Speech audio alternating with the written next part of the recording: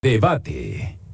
Así la situación en Acapulco y en toda esa zona de la Costa Grande, donde Otis, huracán categoría 5, con vientos y rachas de 300 kilómetros por hora, destruyeron prácticamente todo lo que se encontró a su paso. No hay energía eléctrica, no hay agua potable, no hay alimentos refrigerados, ni siquiera enlatados, apenas están llegando a cuentagotas, despensas, pero se requiere mucho más. Vámonos con José Luis Hernández de ESA, fundador del Colegio Mexicano de Profesionales en Gestión de Riesgos y Protección Civil. ¿Cómo estás, José Luis? ¿Habíamos visto alguna situación similar en la historia de México? Un huracán categoría 5 pegó exactamente en la zona turística de Acapulco y lo desbarató todo. José Luis, ¿había antecedente de esto? Hola, ¿qué tal? Buenas tardes, ¿cómo estás? Un gusto, como siempre, saludarte, Alberto. La situación pues nos tiene muy consternados a todos, no solo en materia de protección civil, sino en el aspecto humanitario y de infraestructura. Recordamos Wilma en Cancún, recordamos Gilberto, recordamos algunos otros huracanes de carácter histórico ya, porque han transcurrido 100 años. Wilma entró hace 15 años a Cancún y fueron muy destructivos, realmente muy destructivos. Aquí la situación tiene que ver mucho con la ubicación de Acapulco y todas las poblaciones que están alrededor de esa inmensa actividad que tiene Acapulco en el estado de Guerrero. Y fue que la formación de este huracán ocurrió en escasas 12 horas. Una tormenta tropical es un evento bastante común. Tenemos muchas tormentas tropicales durante el año y son más o menos tolerables, son pasables, los daños son mínimos. Sin embargo, ahora fue de un poder destructivo tremendo, el viento, la cantidad de agua, y esto aunado a que todo este fenómeno se encuentra con la sierra. Y esta sierra lo que hace es una resistencia hacia el paso del huracán, lo va debilitando, como lo debilitó rápidamente, pero hubo un fenómeno también que se llama de convergencia de los vientos. Esto es, los vientos tratan de entrar por un solo lugar, se juntan, se aprisionan y generan una presión tremenda sobre las estructuras, sobre la vegetación, lo cual derivó en daños tremendos que no podemos todavía valorar. No solamente el tema económico, sino la cantidad de pérdidas humanas. Hacía mucho tiempo que no teníamos tantos fallecidos en nuestro país. Ayer el presidente informó que eran 27, al menos en lo que se conoce. Falta comunicación en algunos otros lugares. Nunca se había presentado una situación como esa y está reflejado ahí que la preparación nuestra ante eventos de esta magnitud todavía no la tenemos, todavía no contamos con ella, aunque el sistema nacional es más robusto que hace muchos años, pero en este caso sí, no tuvimos la capacidad e incluso no tenemos en este momento una capacidad de respuesta. La resiliencia de las poblaciones va a tardar todavía mucho más. Por ejemplo, el aeropuerto, ¿habría manera de proteger las naves? ¿Qué pudieron haber hecho? Porque los vientos fueron devastadores, destruyó la torre de control.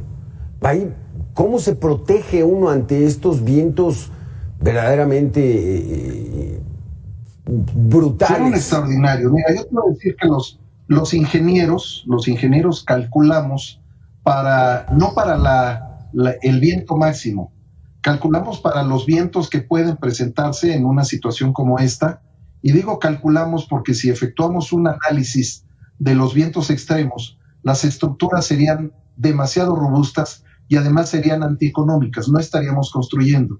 Si vamos a construir por un evento que nos ocurre cada 40 o 50 años, no hay dinero que alcance para ello, ¿no? Entonces, no es que haya fallado el diseño, ahora sí hay que admitirlo. Fue una situación que tarde o temprano tenía que presentarse. Nos está cobrando la Tierra los efectos que estamos haciendo de cambio climático. La temperatura que había en el mar tan alta propició, con efecto del Niño, así se llama, propició que este potencial agresivo del huracán fuera muy rápido.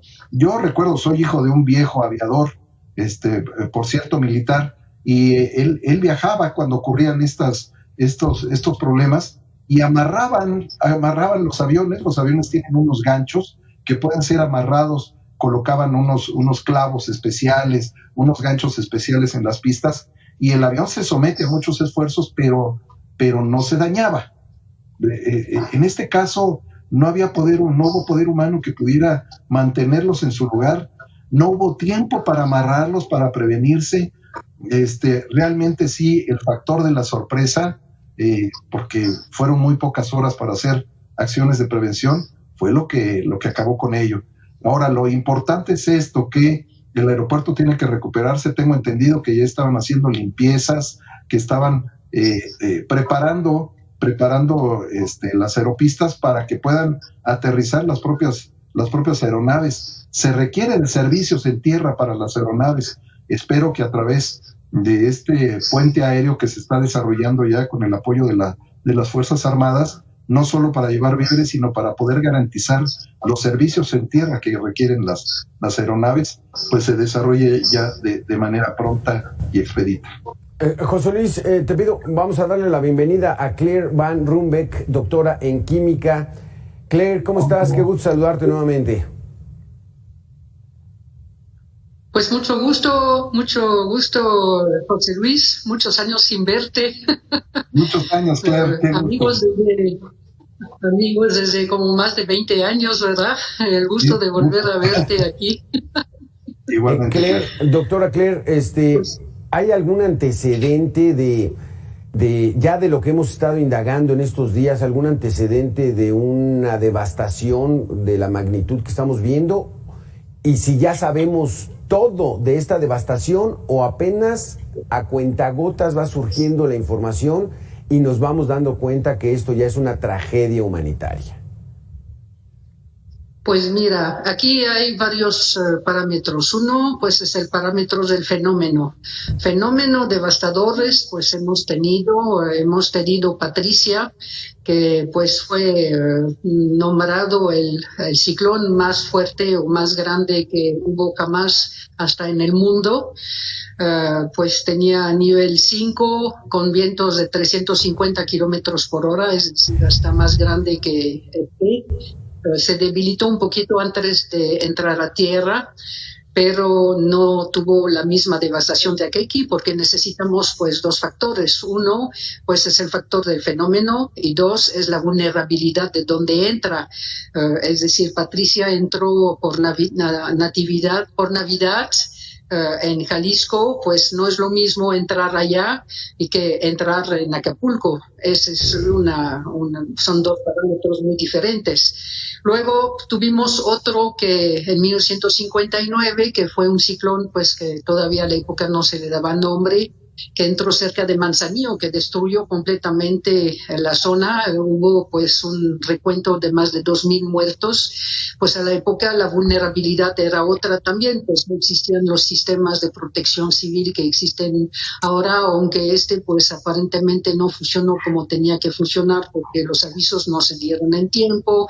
Pues según lo que se cuenta en los hoteles, pues muchos turistas ni siquiera sabían que iba a entrar un ciclón, los tomó de sorpresa, aunque realmente pues yo creo que también hubo una mala coordinación porque pues sí se sabía que iba a entrar un ciclón.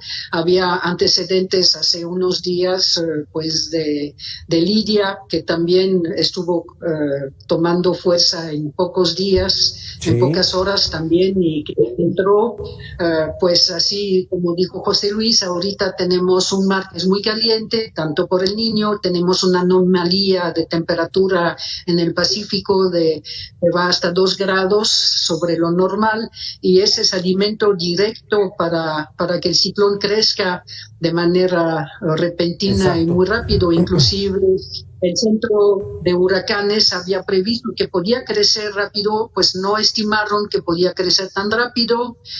Pues tenemos otros tipos de problema, pues no existe pues bueno, no hay radar Doppler en esta zona que pueda, ¿cómo se llama?, hacer una mejor previsión. Sí. Hubo un solo vuelo de cazahuracanes. Bueno, son muchos los factores, ¿no? Pero de que hubo ciclones fuertes, sí los hubo. Quizá con la misma frecuencia, ¿no? Pero sí los hubo. Pero también la vulnerabilidad. Tenemos que pensar cómo está construyendo Acapulco y qué tan vulnerable estaba. Sí. Esa es parte de las cosas. Los edificios son más vulnerables cuando están más altos. Bueno, yo creo que aquí José Luis nos puede decir como ingeniero, sí. Yo no soy ingeniero, soy física de formación, pero vamos a decir, los vientos en altura nos va a dar más daños que en superficie. O sea, hay muchos factores que impactan en eso. A ver, platícanos de eso, José Luis, entonces sí, porque todo el Acapulco Diamante son edificios, torres muy altas. Entonces eso favoreció para que el viento pues tuviera materia en contra y entonces pues viniera la destrucción. Los que hemos seguido tradicionalmente la historia o el desarrollo de Acapulco, sabemos que antes no se construía tan alto. La especulación inmobiliaria a raíz de la creación del famoso sector de Acapulco Diamante ocasionó que en terrenos muy pequeños se buscara construir torres muy altas. La vulnerabilidad física en materia de sismos, es decir, en Acapulco se construye de manera muy buena y muy acertada, se definen muy bien los parámetros de sismoresistencia, pero yo creo que sí se dejaron muy de lado algunos parámetros que tienen que ver con la resistencia al viento. Es una parte importante del diseño de los edificios. Y otra cosa, están muy vulnerables. La cantidad de vidrio que hay ahí es increíble. Entendemos que es un puerto, que hay que ver hay que tener la vista del paraíso que es Acapulco,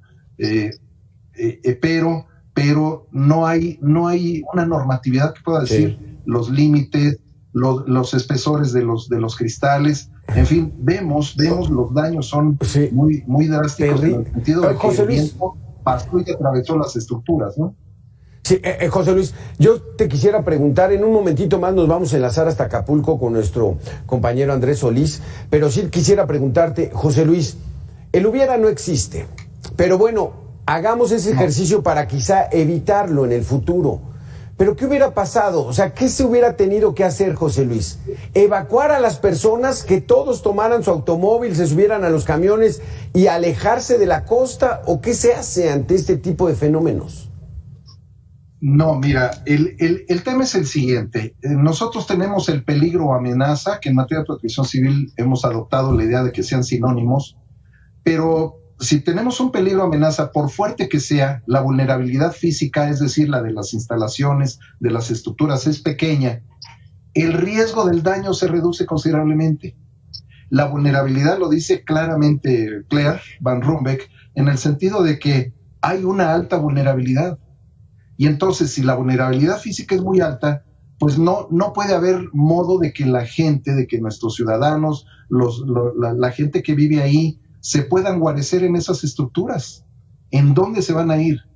El alcance de los vientos es muy grande. Tenemos afectaciones 50 kilómetros adentro en una población que se llama Chaltianguis, Alto del Camarón, San Juan del Reparo, Amatepec, de Coyuca ni decimos, otra que se llama Granjas de Campo Rojo, que son poblaciones tan metidas ya en la sierra y que recibieron impactos muy fuertes. Sí. Entonces, si seguimos siendo vulnerables, no vamos a poder resistirlo. Tiene que haber normatividad y sobre todo tiene que haber reglas. Y Acapulco no ha sido un lugar, y alrededor, no ha sido un lugar donde haya buenas normativas en materia de construcción, en el sentido de los riesgos de este tipo que son los hidrometeorológicos. Hay que aceptarlo, sí, claro. Independientemente de la falla del sistema nacional. En alguna charla anterior, en algún debate anterior, decía yo que a alguien se le ocurrió mágicamente creer que la protección civil tiene que ver, perdón, no es peyorativo lo que voy a decir, tiene que ver con policías. No,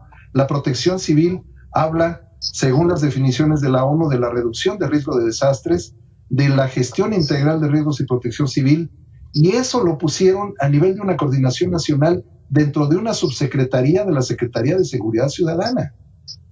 Eso, si se lo dijeron al presidente, se lo dijeron mal. Y han pasado por ahí un montón de gentes que no tienen ni la menor idea, y así hay que decirlo. Hay cosas muy acertadas en el gobierno, dignas de aplaudir, pero el tema de la protección civil se ha quedado rezagado. Por mucho que haya grandes científicos y grandes colegas, personalidades que están trabajando en el Senapred, en la misma Coordinación Nacional, eso no tiene la fuerza que requiere. Entonces, pues no hay forma de regularlo. ¿A quién le va a hacer caso a una coordinadora que forma parte del tercer nivel de gobierno? Pues nadie. O sea, a este gobierno no le ha importado en absoluto la protección civil. Vamos a enlazarnos con nuestro compañero Andrés Solís hasta Acapulco. Andrés, ¿cuál es la situación? ¿Cómo está la temperatura? ¿Cómo está la situación de agua potable, la energía eléctrica? Platícanos. Beto, te saludo con muchísimo gusto. Efectivamente, desde Acapulco, estamos aquí en la zona de Acapulco Condesa, muy cerca de la glorieta de la Diana. Y bueno, lo que ha estado sucediendo, contrario a lo que el gobierno federal ha estado informando desde la Ciudad de México, es que aquí se cumplieron ya más de 60 horas sin energía eléctrica desde el Acapulco Viejo hasta la zona Esmeralda. Es decir, prácticamente toda la zona turística del puerto de Acapulco, Beto, no hay energía eléctrica. ¿Y esto qué significa? Que no existe tampoco el agua potable, porque no pueden trabajar las plantas de bombeo de agua, y esto ha también contribuido a que colapse el drenaje.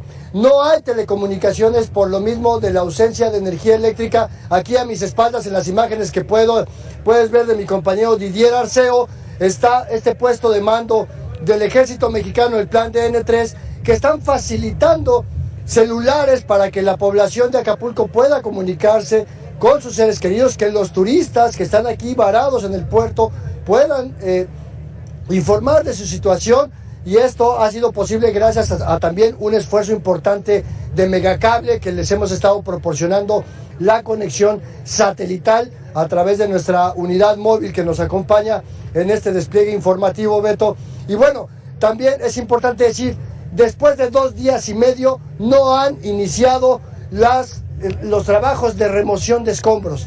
Solo han limpiado las vialidades para que la costera Miguel Alemán y las vías principales del puerto de Acapulco puedan tener circulación, particularmente para los cuerpos de emergencia, y que vaya fluyendo la ayuda.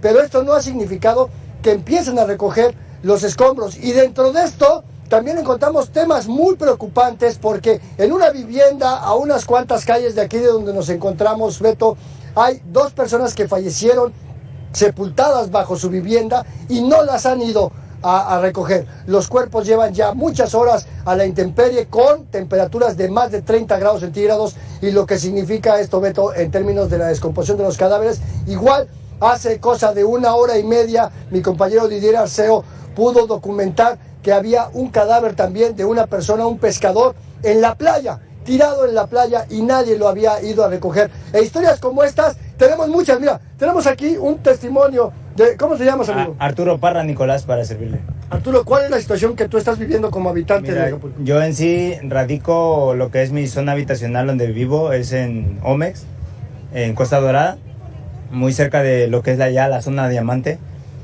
y lamentablemente está inundado. Al otro día del huracán, el agua te llegaba a más de la mitad de la cintura. Lamentablemente, pues sí, muchas pérdidas materiales. Gracias a Dios estamos con vida. Yo solamente le quiero mandar un mensaje a mi suegra Elia, que radica lo que es la zona de Naucalpan, en la Ciudad de México, o ya lo que es el Estado de México, que estamos bien. Su hija Dana, mis hijos Nicolás y Naomi, estamos bien, gracias a Dios. Sí me gana el sentimiento, porque es muy triste para Acapulco haber vivido esto. Es la segunda vez que yo lo vivo, porque yo lo viví cuando yo era un niño en el huracán Paulina. Esto que acabo de cruzar ya como papá, hace muchos años, más de 20 años lo viví, pero como niño, con la mano de mi abuela en paz descanse y de mi papá en paz descanse, papá abuelo, pero ahora como papá. Estamos bien. Le mando un mensaje a toda la zona de Naucalpan, de la Ciudad de México, de mi suegra, mi cuñada Paola, mi cuñado Juan Héctor. Estamos bien. Solamente víveres tenemos, gracias a Dios. El gobierno se está moviendo. Las televisoras nos están dando como Megacable la facilidad de cargar los celulares y tener comunicación, pero estamos bien. Lo material se rescata. Solamente pues es un puerto ahora sí que mundialmente conocido Acapulco, pero pues sí, es una zona de desastre, son cosas que solo Dios sabe por qué, pero estamos bien, gracias a Dios. Me da gusto que a la tecnología tengamos ese contacto, pero estamos bien, estamos con vida, vuelvo a repetir. Un saludo a todos y gracias a Dios estamos bien, lo material se recupera. Solamente es como ciudadanos tener la responsabilidad de poder caminar y comunicarnos, pero gracias a Dios estamos bien. Le agradezco ahora sí que el espacio. Un saludo a todos, estamos bien, Acapulco va a salir adelante como costeños, siempre el corazón adelante, el gobierno del estado de Guerrero va a salir adelante. A lo mejor no va a ser fácil, no en 1 o 2 días, ni a lo mejor en diciembre, enero, pero vamos a salir adelante. Le agradezco el espacio, pero estamos bien, gracias a Dios. Sí. Pues historias estas, como estas, Beto, nos hemos encontrado cualquier cantidad, y si me permíteme presentarte algunos de los testimonios que hemos estado recogiendo aquí en el Acapulco después del paso del huracán Otis. Vamos a verlos. Estamos incomunicados, sin agua, sin luz. Nadie ha ido a auxiliarnos para nada. Nadie. No hemos visto ni un municipal, ni un policía, nada pasar por allá. Se andan metiendo por las casas a robar. Hay gente que se anda metiendo por las casas. En la noche es cuando más pega el miedo porque no hay nada de luz. No hay nada. Aguas que se necesita también. Nos hemos acercado al ejército, a la marina, a la Guardia Nacional, a la policía, a autoridades que hemos encontrado y no nos hacen caso. Ya lleva casi 3 días el cuerpo ahí, los 2 cuerpos llevan ahí. Ya si no es que ya reventaron ahorita que vine para acá. Hasta los perritos andan buscando qué comer y es inadmitible lo que está pasando. A mí me da mucho coraje, mucho dolor. Yo pasé a decirle, a reclamarle a los soldados por qué no detienen todo esto. La gente no entiende. Como puedes ver, Beto, una cosa es la información que se da desde el centro del país, el Palacio Nacional, y otra es la realidad que miles de personas aquí en este puerto de Acapulco están viviendo. No ha llegado la ayuda que se ha prometido, apenas se han distribuido 7,000 despensas, solo 7,000 despensas, 7,000 litros de agua para una población de más de 1 millón de habitantes, y que esto va a seguir escalando porque no hay energía eléctrica, y como lo decían nuestros testimonios, cuando oscurezca hay miedo porque tampoco la policía está haciendo rondines. Ya hay saqueos también en algunas gasolineras, Beto, porque el desabasto de la gasolina es otra de las crisis que viene, junto con la crisis sanitaria ante la ausencia también de medicamentos para pacientes que tienen diabetes, que tienen una condición cardíaca y que no se han abastecido en este momento. Esta es la realidad aquí en el Acapulco, después de Otis. Beto, regreso contigo al estudio. Andrés, mucha gente, todavía hay muchos turistas, hay gente que vive ahí, pero ¿y el trabajo se les acabó? Si eran meseros, si eran camareras, si despachaban en alguna tienda, se acabó, no hay trabajo ahorita. Entonces la incertidumbre aumenta para todas estas personas conforme avance el tiempo. Tal cual lo acabas de decir, no quedó un solo hotel en la costa de Acapulco que esté funcional. Todos están completamente destruidos, y esto también incluye los restaurantes, los bares, las discotecas, las plazas comerciales, hasta los pequeños negocios, el mercado de artesanías, y son cientos de miles de personas que de un día para otro se quedaron sin empleo. Platicábamos hace un momento con empleados de una tienda de autoservicio, donde, bueno, pues su coordinador les decía que la empresa les había depositado su quincena, les repartieron algunas despensas, pero bueno, la gente también nos dice que bueno que nos depositaron, pero aquí no hay bancos donde puedan surtir de su dinero y tendrían que ir hasta Chilpancingo, con lo que ello implica en este caos de poder salir sin transporte, sin gasolina. Y hemos visto también muchos y muchas turistas que con sus maletas van caminando, Beto, hacia la carretera, hacia la autopista del Sol, a ver si tienen suerte y encuentran un transporte que hasta el momento ha sido gratuito por parte de las líneas camioneras. No, sí, está muy grave la situación. Vamos a regresar contigo más adelante. Andrés, muy buen trabajo el que estás haciendo, y pues bueno, a reflejar y a exponer toda esta realidad que contrasta mucho con el no, ya estamos, ya fueron el ejército, ya mandamos 5,000 despensas. La situación está mucho más grave y habría que primero reconocerlo para empezar a encontrarle la solución. Regresamos más adelante contigo, Andrés Solís. Gracias por tu reporte. Estamos pendientes, Beto, gracias. Nosotros vamos a hacer una pequeña pausa de 2 minutos y regresamos. Claire, regresamos. Por favor, José Luis, en 2 minutos.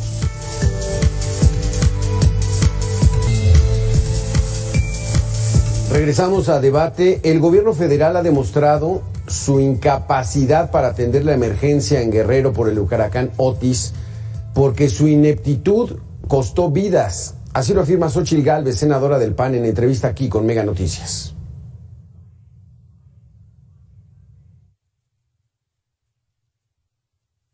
Incapacidad de este gobierno para atender este tipo de situaciones. Estamos muy lejos de tener gente talentosa y capaz. Yo siempre he dicho que la ineptitud también es corrupción y que en ocasiones como estas cuesta vidas. Y yo ya he costado vidas en Guerrero. Ahí está la situación, Claire. ¿Cuál es tu opinión de este testimonio que nos dio Andrés Solís ahí desde la Glorieta? Creo que conforme avance el tiempo, más que solución, van a comenzar a salir mucho más problemas, ¿no crees? Yo creo que sí, ahorita es la punta del iceberg lo que se ve.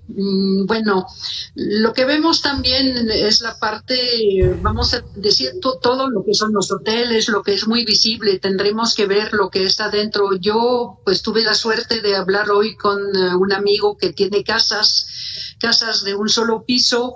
Puede ser que la situación él me comentaba que las casas que están en materiales duros en general no han tenido tanto problemas, pero las casas que están en materiales más endebles, con techos de lámina y cosas así, esos sufrieron mucho daño, y ese es principalmente de la gente pobre, de la gente que pues tiene menos recursos, y pues él me dijo, yo tengo seguro para mi casa, pero pues ya sabemos que la cultura del seguro en México pues no es todavía anclado en la gente.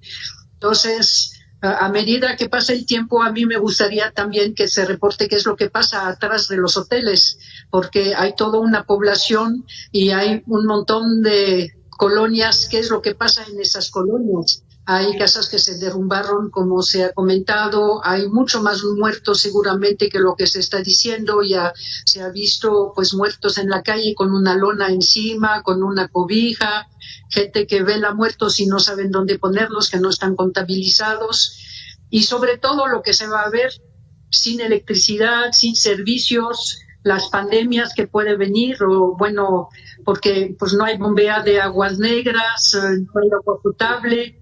Van a venir epidemias. ¿Qué es lo que va a hacer la gente? ¿Cómo va a trabajar? Porque vive del turismo, pues el turismo claro que no va a llegar.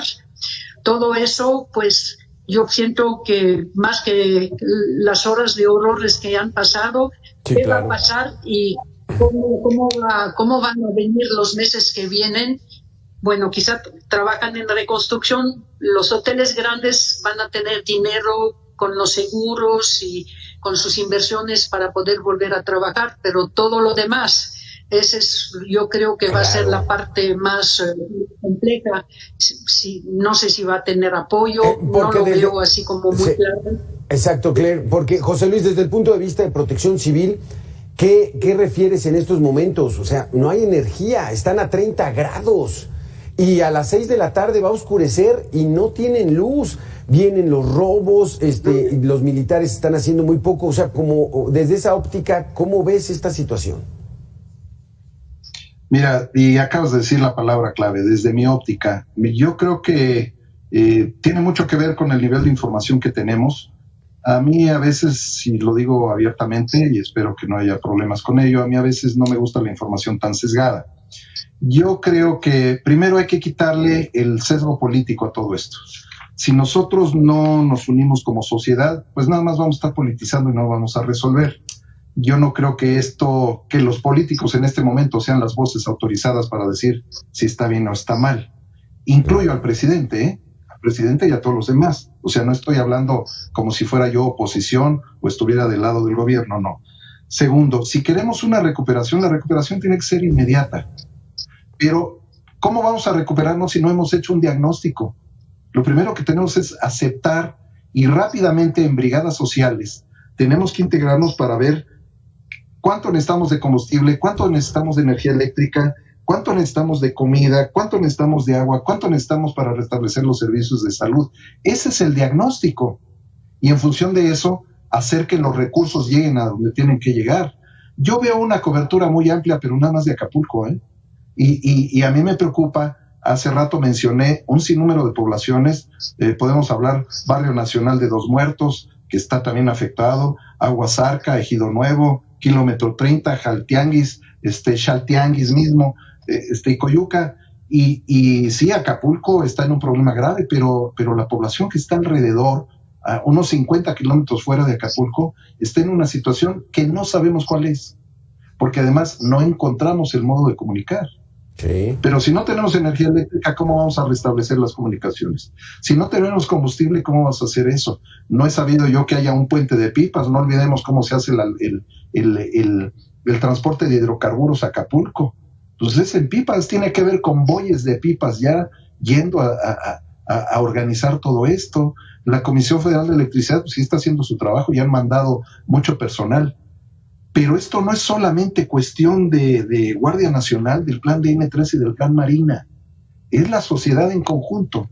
Pero ¿cómo vamos a organizarnos como sociedad si estamos viendo también que es la Feria de las Vanidades? Políticos que dicen que sí estamos haciendo las cosas bien y otros que están diciendo que no estamos haciendo las cosas bien. Yo les preguntaría a todos ellos, bueno, ¿y tú qué haces para que esto mejore? Porque bueno, desde nuestra óptica, desde nuestro escritorio está muy cómodo, ¿no? Desde el asiento donde estaba sentada la señora política, está muy cómoda ahí. Yo creo que a veces conviene, como aparece ahí en la imagen, hay que llenarnos los pies de agua y de lodo para poder entender lo que está ocurriendo. Y entonces volcarnos como sociedad. Yo creo que hace falta este llamado a la sociedad. También no todo es cuestión del gobierno, eso es muy importante. No, hemos aprendido los mexicanos con el tiempo a vivir del paternalismo. Y ya no son esos tiempos, desde hace mucho, ¿eh? Desde hace mucho. Pero sí se necesita una coordinación de parte de la autoridad, ¿no, José Luis? Porque ahorita, vemos a la gente que fue a sacar papel sanitario y algunas cuestiones. Me imagino que ellos van y en su propia comunidad pues empiezan a organizarse, pero debería haber una directriz, pero con tu respuesta regresamos, Claire. Vamos con esta información porque desafortunadamente en este país todo se hace político. Escuchemos. Está lleno el zócalo de centros de acopio para los damnificados en Acapulco. Y ella celebrando su segundo informe, como si trabajara la señora, como si trabajara. En Acapulco hay fallecidos. Esto fue apenas ayer, el festejo de la alcaldesa de Chilpancingo, que está apenas a hora y media de distancia de Acapulco, Norma Otilia Hernández, festejando su informe de gobierno. Fuegos artificiales, es su segundo informe de gobierno, y esto que en Acapulco están en tragedia total. A veces no lo puede uno entender. Y como si esto no fuera suficiente, la alcaldesa morenista reiteró de un evento retiró de un evento a una joven que le reclamaba qué estaba haciendo con la tragedia tan cerca. Pues esto fue lo que pasó. La presidenta Norma Otilia Hernández Martínez.